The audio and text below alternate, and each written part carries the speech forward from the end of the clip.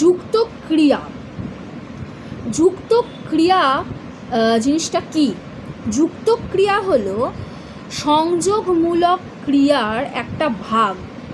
এবার ক্রিয়া জিনিসটা আমরা জানি যে কোনো কিছু কাজ করা বোঝালে সেটা ক্রিয়া হয়, যেমন শোয়া, খাওয়া, ঘুমোনো, কোথাও যাওয়া, যে কোনো কাজ করা বোঝালে আমরা সেটাকে ক্রিয়া বলে থাকি।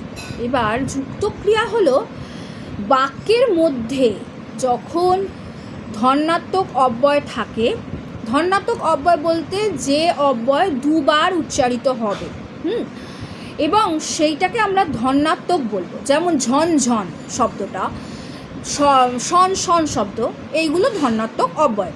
আচ্ছা, এই ধনাত্মক শব্দ বা ধনাত্মক অব্যয়, এবং যদি বিশেষ্য পদ থাকে এবং বিশেষণ পদ থাকে, সেগুলো তো বাক্যের মধ্যে অবশ্যই থাকে। সেগুলো যখন একটা মৌলিক ক্রিয়া নিয়ে গঠিত হয়, বাক্যটা একটা মাত্রই মৌলিক ক্রিয়া থাকবে, তাকে আমরা বলবো বাক্যের মধ্যে সেই মৌলিক ক্রিয়াটাকে যখন কোনো অর্থ প্রকাশ পাবে না সেই ক্রিয়া, তখন তাকে আমরা যুক্ত ক্রিয়া বলবো। কেমন?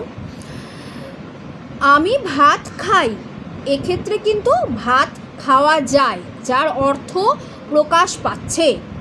সেই ক্রিয়ার অর্থ প্রকাশ পেলে কিন্তু এটা যুক্ত ক্রিয়া হবে না। বাক্যের মধ্যে যখন ক্রিয়ার অর্থ প্রকাশ পাবে না, তখন তার আগে বিশেষ্য বিশেষণ ধনাত্মক অব্যয় থাকবে। আর বাক্যের মধ্যে যখন যে ক্রিয়ার অর্থ প্রকাশ পাবে, তার আগে ধনাত্মক বিশেষ্য, ধনাত্মক অব্যয়, বিশেষ্য এই সমস্ত পদ থাকবে। যেমন আমি ভাত খাই, এটার অর্থ প্রকাশ পাচ্ছে ভাত খাওয়া যায়।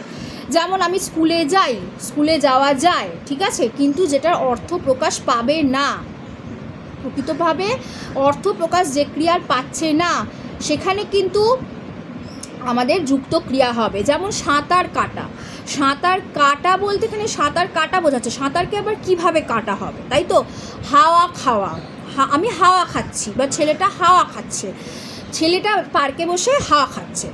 হাওয়া খায় কি কেউ? হাওয়া কি খাওয়া যায়? তা নয়, কিন্তু কথা এটাই যে হাওয়া খাওয়া, সুতরাং কাজ করা বোঝাচ্ছে, কিন্তু ক্রিয়ার অর্থ প্রকাশ পাচ্ছে না, সেক্ষেত্রে কিন্তু এটা যুক্ত ক্রিয়া। হাওয়া খাওয়া হচ্ছে যুক্ত ক্রিয়া, সাঁতার কাটা হলো যুক্ত ক্রিয়া, দোল খাওয়া হলো যুক্ত ক্রিয়া। দোল কিন্তু খাওয়া দোল খায়, কিন্তু দোল কি খায়? সত্যি সত্যি কি খাওয়া যায়? কাজটা কি করা যায়? তা নয়। সুতরাং বাক্যের মধ্যে যুক্ত ক্রিয়া তখনই হবে যে ক্রিয়ার অর্থ প্রকাশ পাবে না, আর যখনই অর্থ প্রকাশ পাবে তখনই কিন্তু ক্রিয়ার আগে অবশ্যই বিশেষ্য পদ থাকবে, বিশেষণ পদ থাকবে, বা ধনাত্মক অব্যয় থাকবে, বা অব্যয় পদ থাকবে। আশা করি যুক্ত ক্রিয়া বোঝাতে পেরেছি। ধন্যবাদ।